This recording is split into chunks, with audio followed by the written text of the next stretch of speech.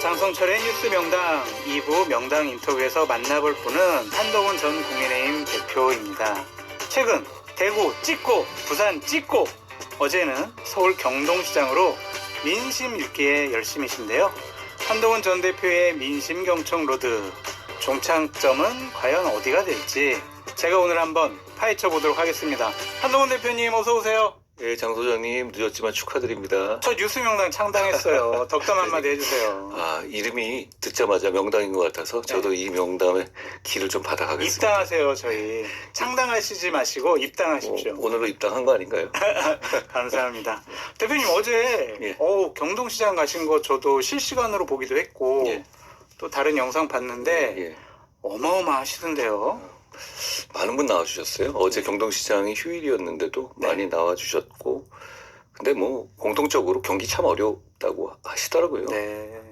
그리고 이 주가는 높은데 실제로 물가가 높고 환율도 안 좋고 하다 보니까 현실에서 시장 상인들이 참 경기 어렵다 이런 호소를 좀 많이 하셨습니다. 네. 그래서 그런데 뭐 많은 시민들과 만나고 상인 분들과 만나면서 서로 좋은 말씀 많이 나누고 왔어요. 거기 또 그 경동시장 안에 청년몰이라고 청년들이 하는 그렇습니까? 곳이 있거든요. 거기서 식사하면서 뭐 그 되게 막 뭐 여러 가지 음식을 맞아요. 많이 넣고 맞아요. 드시더라고요. 음식도 그렇고 제가 이 반지를 거기서 사셨어요? 네, 거기 청년이 하시는 분인데 네. 저한테 제가 이제 가니까 이걸 권해주시더라고요. 그러니까 뭐 달을 형상화한 반지라고 말씀하셨는데 제가 평소 정치하는 생각이 이런 생각이 있거든요. 좋은 정치는 해가 뜨는 날에도 가고 그리고 또 해가 없으면 달빛을 보고라도 가야 된다라는 생각을 하는데 무슨 말이에요? 정치가 항상 어려울 때 그리고 이 세상이 어려워지고 이럴 때도 대비할 수 있어야 된다고 생각해요. 좋은 정치가. 그러니까 제가 저번에 말했던 거랑 비슷한데요. 주가 지수가 5,600 가지만 반도체 사이클로 인한 면이 크잖아요. 그런데 그게 좀 사이클이라는 것은 나빠졌을 때를 어떻게 대비할 것인가를 좋은 정치는 지금 대비해야 된다. 이런 생각을 늘 합니다. 네. 어제 한 3시간 동안 계시면서 많은 분들 만나셨고 뭐 현장에서 열기도 체험하셨고 예. 했는데 어떤 분이 어떠한 얘기를 한 게 내가 가장 기억에 남아 이렇게 말씀하신다면요? 꼭 경동시장뿐 아니라 제가 최근에 보면 대구, 부산 경동시장 봤잖아요. 저는 그걸 확실히 느꼈어요. 민심은 이미 변했다. 그러니까 여의도에서 생각하는 것보다 여의도에서 늘 같은 말을 하는 사람들끼리 주고받는 말보다 확실히 변했습니다. 이미 특히 보수의 민심은 소위 말하는 짠물 이렇게 비하하기도 하잖아요. 그분들은 소수입니다. 이미 상식적인 다수가 행동하고 말하기 시작했다라고 느꼈어요. 말씀해 주시는 분들의 또 수라든가 그런 게 있잖아요. 저도 아무리 좋아해 주시는 분들도 많지만 또 욕하고 이런 분들도 많이 계시잖아요. 사실 저는 그런 분들 말씀을 들으러 가는데 그런 분들 수가 정말로 줄었습니다. 저는 이런 것 같아요. 그런 분들이 아예 적진 않겠죠. 없진 않겠지만 어느 순간 소수가 되면서 공개적으로 그런 입장을 얘기하기가 어려운 분위기가 현실의 민심의 시장에서는 된 것이 아닌가 생각해요. 그러니까 정치가 따라가야 됩니다. 정치는 아직도 그대로인 게 문제이고 민심은 현명하고 변하고 있고 이미 변했다라는 걸 전 느꼈어요. 어제 거기서 지지자분들한테 좀 연설을 하신 것도 좀 봤는데 이게 좀 꽂히더라고요. 그 대표님 뵈면 여쭤봐야 되겠다 생각이 들었는데 쉬워요. 쉬운데 어려운 게 있어요. 대표님, 좋은 정치, 유능한 보수 뭐예요? 좋은 정치는 천재 조건이 있어요. 일단 기본적으로 헌법과 상식과 사실을 지키면 좋은 정치입니다. 제도, 인정? 헌법. 그러니까 헌법을 지켜야 하죠. 계엄 옹호하면 안 되는 거예요. 심플한 거 아닙니까? 네. 그러면서 계엄을 몰라서 어제 보니까 권영세 의원은 계엄 당일날 제가 빨리 막은 게 잘못이고 왜냐하면 정보도 없이 그렇게 막은 게 잘못이다 이렇게까지 얘기하는데 지금도 그런 소리 하면 안 되죠. 그럼 계엄 그리고 헌법이고요. 그리고 사실 부정선거물은 허구이기 때문에 사실이 아니기 때문에 패척해야 되는 겁니다. 아직도 그거 붙잡고 있으면 정치가 어떻게 나갑니까? 상식. 지금 이재명 정권처럼 저렇게 법 왜곡죄 같은 거 파괴하고 자기 사건 개입하고 이러면 상식에 반하는 거예요. 과거엔 이런 상식이 통했거든요. 이 세 가지만 지켜도 일단 좋은 정치 기본은 된다고 생각해요. 그걸 넘어서서는 좋은 정치는 결국은 그 조건을 가진 상태에서는 유능하고 그리고 정의로워야 합니다. 둘 다 갖춰야 하는 것이죠. 그렇지만 서로 상충하는 면들은 있을 겁니다. 유능하다는 것은 이런 겁니다. 부지런하고 성실해야 하는 거예요. 예를 들어서 호르무즈 해협 같은 경우 그거 우리 원유의 60, 70%가 왔다 갔다 하잖아요. 미국보다 우리의 이해관계가 더 커요. 네. 그런데 어려운 과제라는 거 인정합니다. 트럼프가 저렇게 나올 때는. 그런데 그렇지만 이 서구 일본 포함한 7개국이 성명을 냈잖아요. 거기에 빠져서는 안 되는 겁니다. 나중에 뒤늦게 들어갔었죠. 그러니까 문제는 어려운 상황에서 최선의 선택을 하기 위해서는 부지런하고 성실해야 되는데 그것이 바로 유능함입니다. 그 점을 찾아야 하는 것이고 그리고 과거에는 보수는 적어도 유능하다는 평가 안 들었어요. 네. 정의롭지는 않아도 유능하다. 이게 기본 디폴트 값이었는데 지금은 정의롭지는 못하고 유능하지도 못합니다. 이렇게 여쭤볼게요. 예. 대표님은 유능한 보수예요? 유능한 보수이고 싶고 그리고 적어도 지금까지 유능한 보수의 길을 왔다고 생각해요. 예를 들어서 유능한 보수라는 게 그런 거죠. 100% 확률이 이길 확률이 있는 길만 가면 그게 유능한 건 아니에요. 그건 기본이죠. 예를 들어서 저는 론스타 항소에 있어서 네, 네. 뭐 10%도 안 되는 것에 대해서 확신을 갖고 끝까지 비판 연구하면서 많았죠. 갔죠. 네. 그다음에 엘리엇도 그렇습니다. 그리고 엘리엇 사태 때는 3%였는데 뭐 근데 문제는 전 리더가 이렇다고 생각해요. 그 숫자는 근데 저는 둘 다 이길 거라고 확신했어요.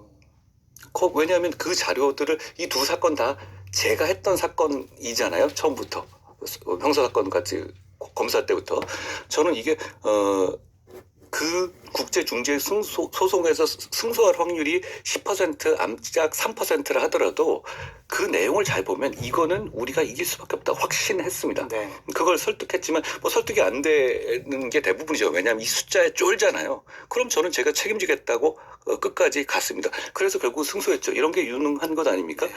제가 유능함을 갖췄다고 말씀드리는 건 아니에요. 그런데 그렇게 하기 위해서 노력하고 있다는 건 분명하죠. 그리고 정의롭다는 것도 그건 뭐 그러려고 노력합니다. 손해 보더라도 계엄 막으면 이렇게 날아가고 쫓겨나고 제명당하더라도 막을 건 막아야 한다고 생각해요. 불이익을 감수하고서라도 원칙과 상식은 지켜야 한다. 그런 말씀으로 들리고요. 대표님 혼자 생각하는 시간 많으시죠? 저녁에 밤에 이렇게 술도 잘 안 드시고 정예학도 잘 안 하시니까. 근데 뭐 별 생각 없이 있을 때가 더 많습니다. 걱정되는 게 뭐세요, 제일? 글쎄요. 저는 지금 이 생각을 계속해요. 보수 재건을 말씀드리는데 그런데 역설적으로 보수가 정말 잘 될 때는 보수란 말을 안 쓸 때였습니다. 그냥 전체를 아우를 맞아요. 때였죠. 뭐 아데나워의 시대라든가 뭐 이럴 때 그랬잖아요. 근데 지금은 제가 보수 재건을 말씀드린 이유가 그게 선결과제가 돼야 지금 이재명 민주당 정권이 폭주하고 있는데 이 사람들 잘못이 큽니다. 그렇지만 국민의힘이 제대로 견제를 못하니까 더 막 나가는 100% 막 나갈 걸 150% 200% 막 나가는 이 점도 분명히 있어요. 그러니까 보수 재건 지금 필요합니다. 지금 부끄러운 수준까지 가버렸잖아요. 이렇게 이 상황에서라면 보수 재건이 정말 돼야 된다는 걱정을 하게 되고 예를 들어서 이런 거잖아요. 아니 이분들이 그 징계와 숙청 정치를 하는데 그것만 하잖아요. 근데 이건 당연히 정의롭지 못하죠. 근데 진짜 무능하기까지 해요. 이것조차 제대로 못해서 법원에서 판판이 깨집니다. 저도 법조인이었지만 정당 가처분 이렇게 연속으로 인용되는 거? 김종혁, 배현진 두 글쎄요. 분이죠? 이거는 세계가 멸망할 확률하고 비슷한 것 같은데요. 대표님도 가처분 지금이라도 거실 생각은 없어요? 제가 하면 지금 되겠죠? 되겠죠? 예. 근데 안 하실 생각? 아니 뭐 그건 저는 이렇게 생각해요. 고민을 좀 했었고 제가 그때 아마 말씀 같이 나눴던 네. 적도 있을 것 같은데 저는 일단 국민의힘 시민의 힘으로 국민의힘으로 돌아오겠습니다. 알겠습니다. 대표님 2024년 비대위원장 되시면서 본격적으로 정치하셨잖아요. 제일 후회되는 거 하나만 꼽아주세요. 내가 그때로 돌아갔으면 나는 이랬을 것 같아. 근데 이제 모든 것을 다 아는 전지적 관점에서 돌아간다면야 바꿀 게 아니 많겠는데 결과론적으로. 그런데 돌아가서 보면 그때 적어도 저는 사심 없는 판단을 했던 것 같아요. 그리고 그 하나하나 돌아갔던 것에 대해서는 모두 다 후회하는 면도 있는데요. 근데 결과적으로는 후회하지 않습니다. 제가 왜 이걸 여쭤봤냐면은 저도 뭐 정치권에 30년 있으면서 배지를 달지 못한 정치는 사람 취급 받지 못한다. 그런 사람 생각을 취급해 주시잖아요. 근데. 그 배지를 달지 않은 것에 대해서 후회는 없으세요? 저는요 이렇게 정치적인 생각해요. 현재의 역량, 그러니까 영향력. 정치적인 이 목표가 정말 좋은 나라 만드는 거예요. 안 믿어주실지 모르지만 제가 계속 말씀드려요. 전 나라가 잘 됐으면 좋겠어요. 네. 그럼 개인적으로 행복하겠습니다. 그 길을 가는 과정일 뿐이잖아요. 네. 거기서 제가 선택한 것이고 그런데 제가 그 총선에서 불출마 선언을 한 거는 나름의 이유가 있었어요. 전에 뭐 책에도 썼지만 윤 대통령이 쪽에서 그걸 반대한 것도 있었지만 그러라고 한 것도 있었지만 그걸 떠나서 저는 그때는 제가 처음 이 거대 정당을 이끌고 총선을 이끌면서 어떻게든 총선에서 조금이라도 좋은 성적을 내기 위해서는 자기 희생이 필요하다고 생각했어요. 그러지 않으면 저는 리더십이 생길 수 없다고 판단했기 때문에 그때는 필요한 거였습니다.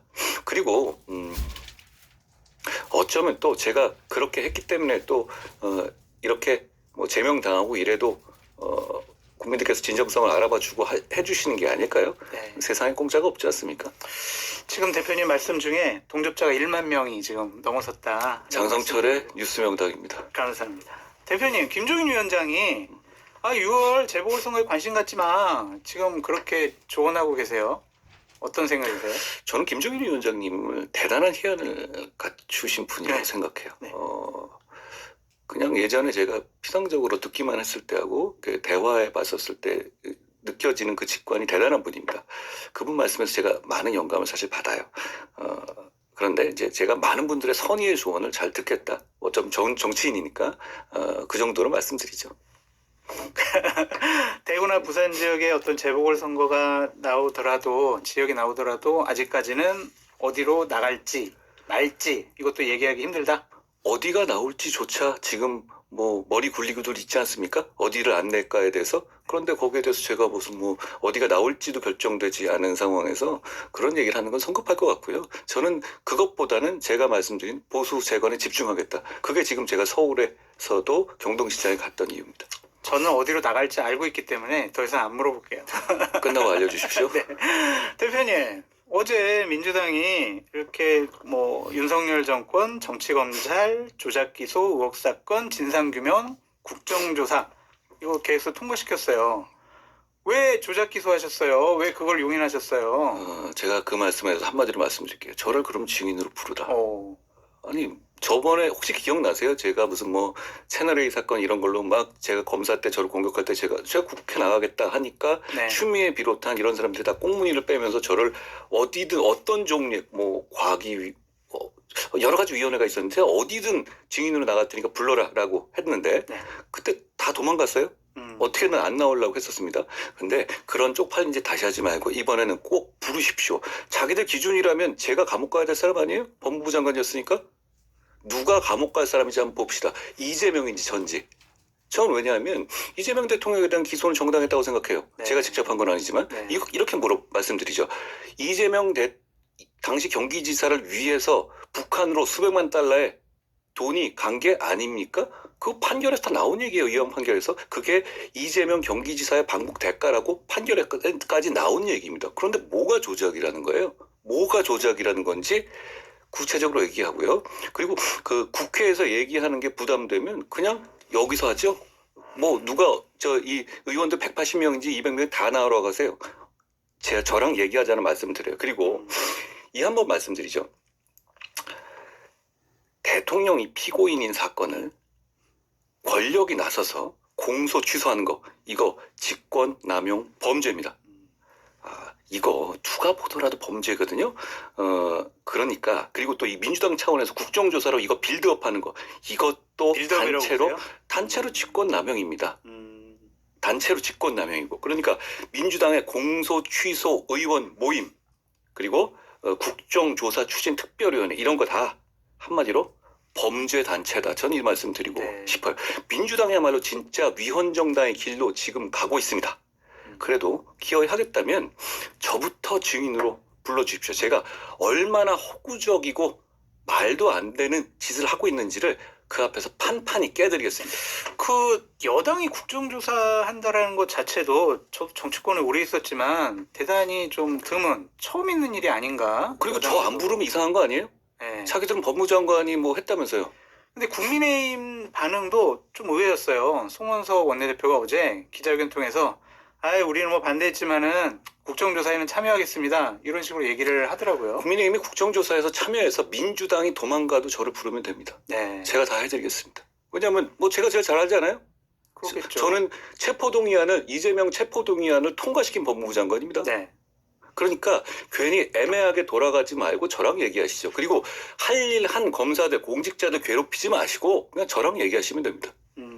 근데 여기에 대해서 이렇게 제가 몇 번 얘기했는데 그렇게 말 많은 민주당이 여기에 대해서는 한마디도 안 하더라고요. 그러니까 조작 기소는 없었다. 그리고 이것은 공소취소로 가는 빌드업이다. 이렇게 결론 내리고 계시네요. 조작 기소가 뭘 조작했다는 거 혹시 장 소장님 아세요? 무슨 변호사가 뭐 대북 송금과 관련해서 녹취록과 관련해서 이거를 뭐 증거로 제시 안 하고 막 아니 그런 거 말고 그러면 돈을 그러면 북한에 안 갔다고 북한에 간 게 조작됐다 이런 주장인가요? 자 문제는 뭐냐면 민주당의 조작 기소 주장은 얘네가 뭔 말 하는지 모르겠다는 거에 있어요. 연어를 먹었다는 도 연어를 먹었는지도 모르겠지 먹었는지도 아니라고들 하지만 아니 그거하고 북한에 돈 간 거랑 어떤 관계라는 거예요?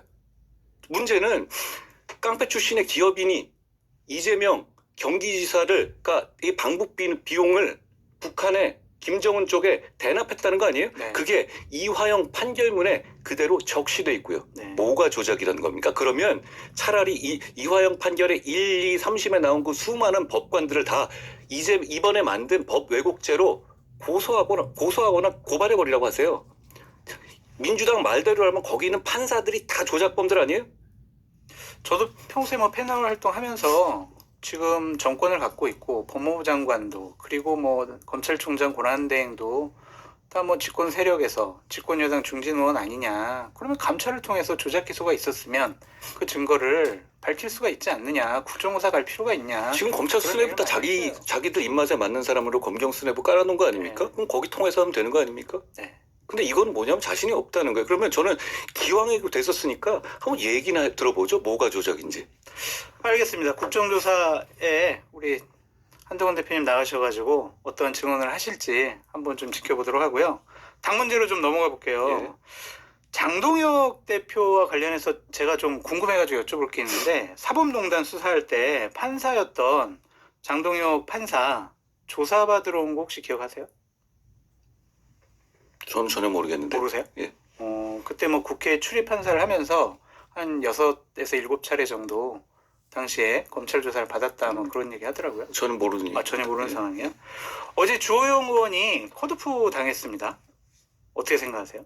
통화해 보셨어요? 주호영 의원하고? 통화해보지는 않았는데요. 네. 이렇게 생각해요. 그 정당에서 컷오프는 있을 수 있는 일인데 지금 장동혁 체제하에서 이런 컷오프는 이미 부산 시민 여러분, 그 의도를 누구나 다 의심하고 확신해요. 네. 그러니까 무슨 혁신을 위한 거니 세대 교체를 그런 말 안 통하잖아요. 그러니까 승복할 수 없는 것이고 그러니까 저게 과연 대구 시민들을 그러니까 저 말은 대구는 누구를 꽂아도 된다는 어떤 그런 그 생각하에서 저렇게 일종의 셔플을 하는 거잖아요. 그러니까 저거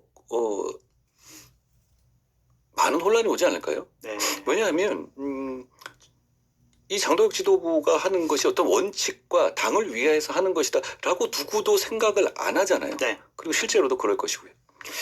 기본적으로 지금 국민의힘 전반적인 공천 상황 어떻게 보세요? 대표님도 뭐 2024년 총선 공천과 관련해서 뭐 직접적으로 공천은 하지 않으셨지만 공천에 관련된 사항들 쭉 보셨잖아요. 네. 지금 공정하다, 안정적이다, 신뢰할 수 있다. 장 소장님의 표정에서 답이 나오는 것 같은데요. 네.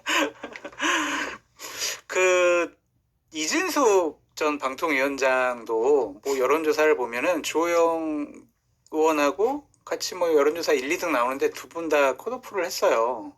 결국에는 주호영 의원에 대해서는 괘씸죄 걸린 거 아니냐. 이진숙 전 방통위원장은 이렇게 좀 이번에 재보궐선거 때 배지로 보내려고 하는 것이 아니냐. 막 그러한 얘기들이 좀 있습니다. 그런데 대구시장 후보에서는 컷오프 자격이 없다고 컷오프한 사람을 네. 뭐 의원으로 보내는 게 사실 앞뒤가 안 맞는 얘기 아닌가요? 네.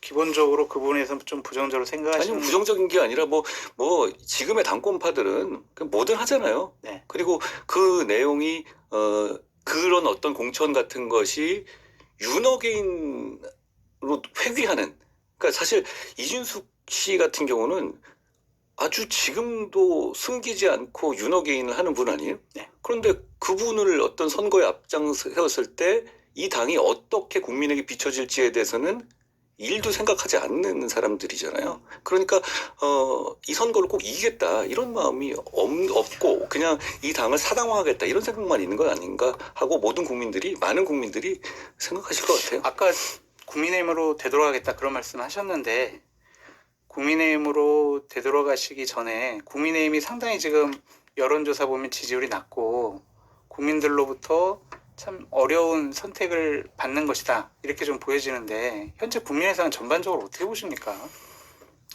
누구 책임이 제일 커요? 그거 우리 모두 알고 있고요. 저는 지금 요 몇 년 동안에 제가 아까 처음 말씀드렸죠. 민심의 유속은 빠르고 민심은 이미 변했다. 그런데 그 민심을 따라가지 못하는 정치인의 책임입니다. 그리고 보통 이럴 때 우리 모두의 책임이다 이렇게 얘기하는 사람들 있잖아요. 네. 모두의 책임이라는 거는 누구의 책임도 아니라는 뜻이 되거든요. 저는 책임 분명히 책임질 사람들이 있고 당을 이렇게 구렁텅이로 몰아넣고 있는 사람들이 분명히 있다고 생각해요. 이 당을 숙청과 징계만 하는 정당, 그리고 그거조차도 무능하게 못해서 망신당하는 정당으로 만들고 결국은 윤어게인 세력과 그 연을 끊지 못하고, 그러니까 이게 얼마나 퇴행적입니까? 제가 대구와 부산과 서울에서 만난 많은 분들이 이미 이 강을 건넜어요. 네. 근데 민심은 건넜는데 당권파들은 그걸 붙잡고 있습니다. 그럼 당연히 추락할 수밖에 없죠. 제일 책임이 큰 게 저랑 성이 같은가요? 제가 죄 많은 인생입니다. 대표님, 그 대구 갔다 오셨고 부산 갔다 오셨고 서울 갔다 오셨는데 어디 음식이 제일 맛있었어요? 저는 다 좋아해요. 음식을 참 좋아하는 편인데요. 각각에 다 좋았는데 전 대구를 가면 막창을 주로 많이 먹고요. 네. 부산은 좀 제가 원래 워낙 오라 있었으니까 여러 가지 음식들이 있어요. 서울에서도 어제는 제육하고 그 돈가스 같은 거 먹었는데 역시 맛있더라고요. 부산 쪽 음식이 제일 맛있지 않으셨어요? 분위기나? 부산 음식 맛있죠. 네. 팝콘 많이 먹었습니다. 야구장 가서. 네. 그 많은 보수 쪽에 있는 분들이 한동훈 대표님에게 기대도 많이 하고 지금도 12,000여 분 보고 계시는데 한동훈 대통령이다, 한동훈 화이팅, 한동훈만이 답이다 막 이렇게 강력한 팬텀층이 있으시잖아요. 부담스럽지 않으세요? 저는 이제 여기서 그 말씀 드리고 싶어요. 정치인이 그러니까 뭐 그렇게 이 지지층을 좀 비난하는 사람들이 좀 있더라고요. 뭐 질시일 수도 있고 뭐 괜히 저러는 것도 있는데 저는 그거 위험하다고 생각합니다. 왜냐하면 정치인은 일단 정치인을 비판해야지 지지자를 비판하면 안 됩니다. 네. 특히 같은 진영에 있는 지지자를 비판한다? 그럼 누구 보고 정치하겠다는 거예요? 보수 정치인이 이분들 보수 지지자 아닌가요? 정말로 귀한 분들 아닌가요? 그러면 귀한 보수 지지자들을 보수 정치인이 비판한다? 그럼 정치하지 말아야 됩니다. 네. 전 이 말씀 드리고 싶고 또 하나는 이 얘기도 나온 게 말씀드리고 싶어요. 저는 정치인이 자기 얘기를 해야지 다른 정치인의 어떤 이 정무적 판단에 대한 품평이나 인성에 대한 품평 같은 거는 가급적 하지 말아야 된다고 생각해요. 그거는 평론가의 몫이고 알겠습니다. 정치인이 그걸 하는 순간 되게 정치가 후져지고 쪼잔해져요. 그 얘기에 들어가는 순간 정치인 사이에서 어떤 개인 간의 호호가 큰 대의 앞에서의 어떤 걸림막 같은 게 되거든요. 네. 그러니까 그런 부분을 드러내는 것에 대해서 저는 정치 발전에서 도움이 되지 않는다라는 생각이 있어요. 알겠습니다. 대표님 오늘 아침 시간에 나오셔서 감사하고요. 좋은 정치 고맙습니다. 해주시기 바랍니다. 감사합니다. 장성철의 뉴스 명당입니다. 감사합니다.